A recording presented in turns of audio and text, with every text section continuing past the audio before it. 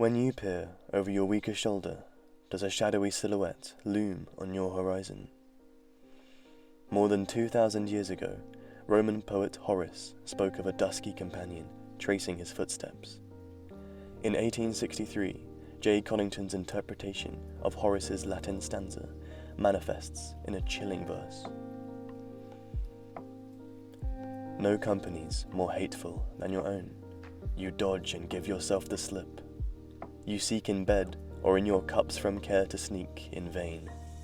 The black dog follows you and hangs, close on your flying skirts with hungry fangs.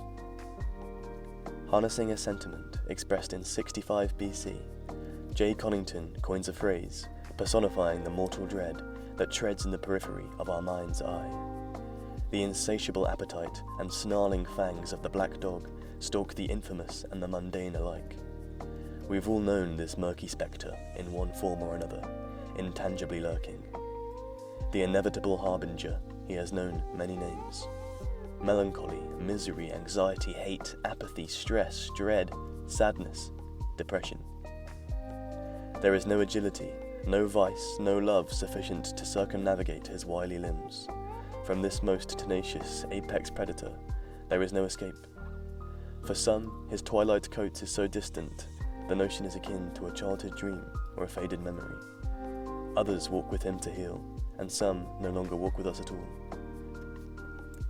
As integral to ourselves as a hand, heart, or lung, the question is not how might one vanquish this presence. We must all learn to walk in stride, and if not reconcile, cope with his ominous hue. The inception of this spiritual reaper has informed poetry throughout the generations.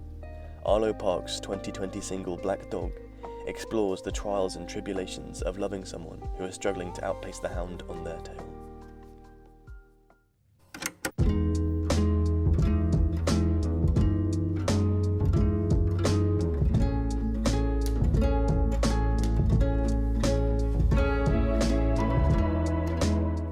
The intimate strumming delicately pronounces each sorrowful note, with a serendipitous, sparse swing. The arrangement is so simplistically chic, placing Arlo's thought-provoking poetry center stage. This song is probably one of the most heartbreaking and the most cathartic songs I've ever written. It was very inspired actually by Sylvia Plath's poetry and by Tom York's lyrics as well, on songs like Nude. And I wanted to create this very kind of intimate, small world. I wanted it to feel almost like a friend was playing the guitar to you in your room. I'd lick the grief right off your lips.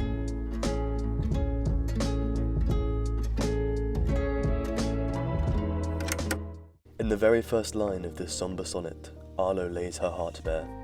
Her friend is grief-stricken, and she would do anything within her power to alleviate the heaviness weighing on Alice's soul. Arlo would even suffer the misery on her behalf and consume her dread if the burden of depression could be shouldered by another.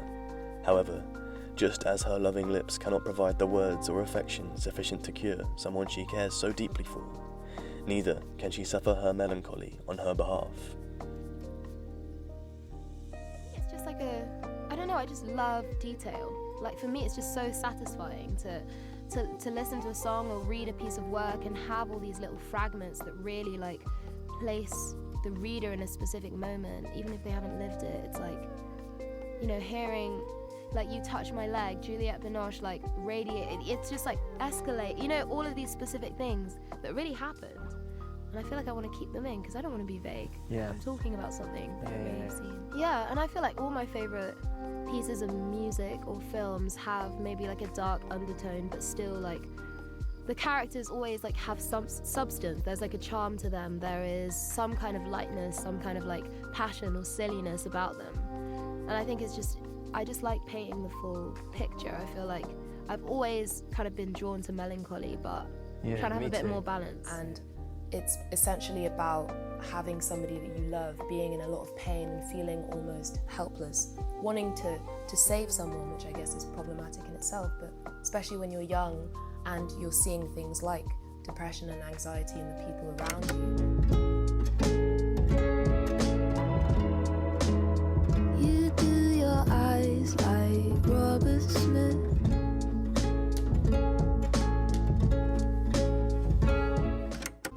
Alice's eyes resemble the corpse-like appearance of cure singer Robert Smith. Her sleep-deprived sockets drained of life. Black as the void, her cadaverous features are reminiscent of the black dog stalking her shadow. Working on visuals is something that is very intertwined with how I write, just because I feel like I'm a very visual person.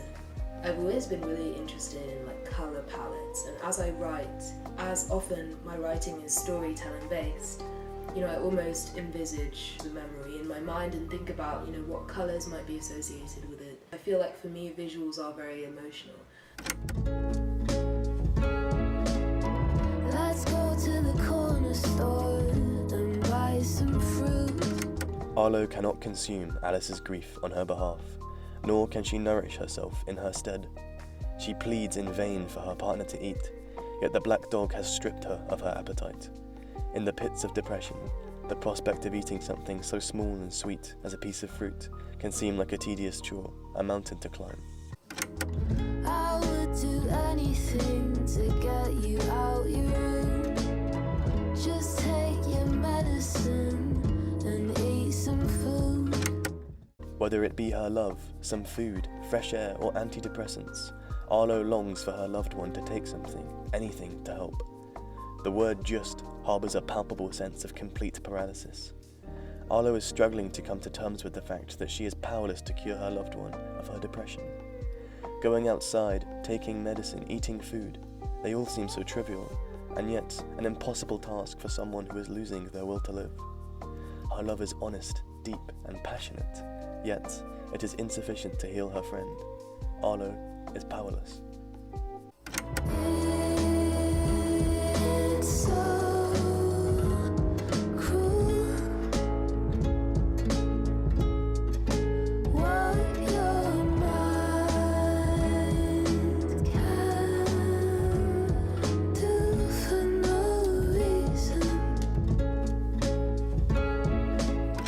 Depression can spring itself on anybody, with no prerequisite for trauma.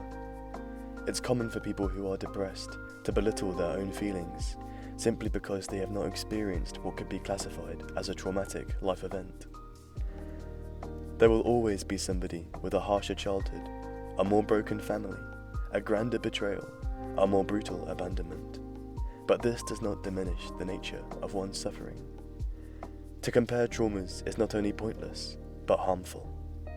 If someone was diagnosed with cancer, you wouldn't ask, yeah, but how much chemo are you really going to need? And has it really spread that badly? Depression can strike with no obvious cause, or it can be the result of a particular event. Either way, it is equally cruel to the individual involved. Arlo is wrestling with this concept herself. She cannot find a reason why Alice is so depressed in the face of all her love. When loving somebody who is mentally ill, it is hard not to feel subconsciously guilty. After all, if you loved them enough, surely they would not be so depressed. The truth is that their depression is nothing to do with you, and yet you can't help but feel utterly helpless and inadequate. Whilst nobody's fault, this burden is cruel on both parties. I take a jump off the fire escape.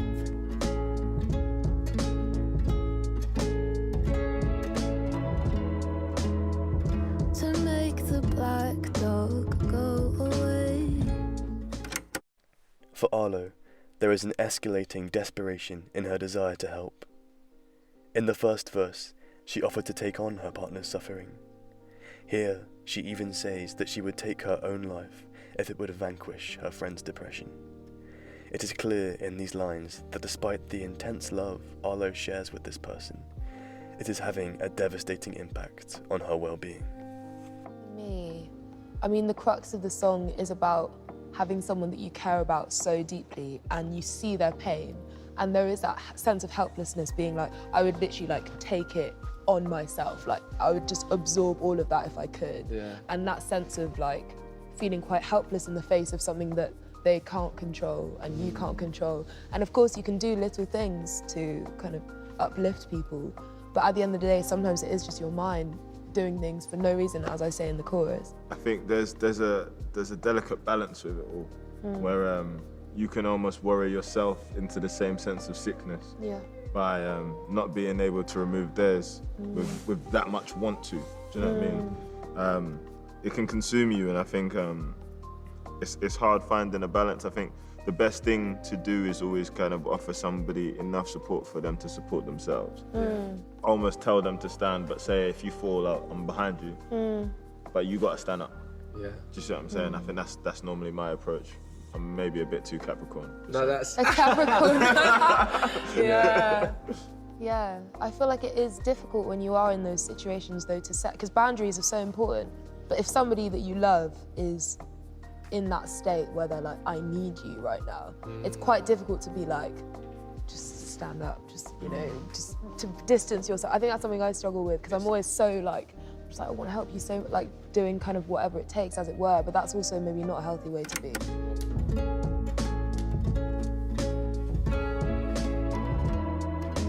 Alice, I know that you are trying,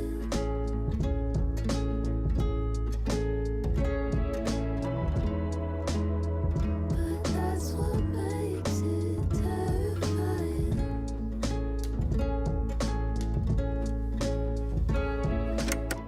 Knowing that both you and your loved one are giving absolutely everything to keep them alive is a terrifying prospect. Subconsciously, it can feel as though you were only ever one bad day, one disagreement, or one missed call away from suicide. It may not be spoken, but it can feel as though each day is your last with one another. Codependence can cripple any healthy relationship, through no fault of either party. Both people are intensely committed, but simultaneously suffering from mortal stress. It can feel as though it is one's duty to save another's life, when the reality is there is no love on heaven or earth that can tame the black dog, for that journey is individual. Ironically, truly honest introspection may perhaps only be achieved without the crushing weight of expectation to maintain a relationship with such a caring and understanding friend or partner. Despite their intentions, this presence can prevent somebody from thinking with the self-centeredness required to recover from mental illness and grow. How can you be truly introspective and honest with yourself when you are so concerned with the feelings of another? And I think I was probably about 16 or 17 when the friend that I'm talking about kind of started feeling these things. But now she's doing a lot better, and we've been like writing letters to each other over lockdown, and we talk about this song and talk about the fact that, you know, how much we've grown, how the confidence that we've gained in ourselves and our purpose in our bodies. And I think for me, although it's such a heartbreaking song, it's almost a reminder of what I was talking about in Hurt, the fact that things change, things evolve, we move past pain, and of course, you know, there's never going to be a point where, you know, we'll be completely okay, because it's just part of being a human being. But the fact that, you know, now we're 20 years old and we're doing what we love and we're feeling like pretty uplifted and confident feels really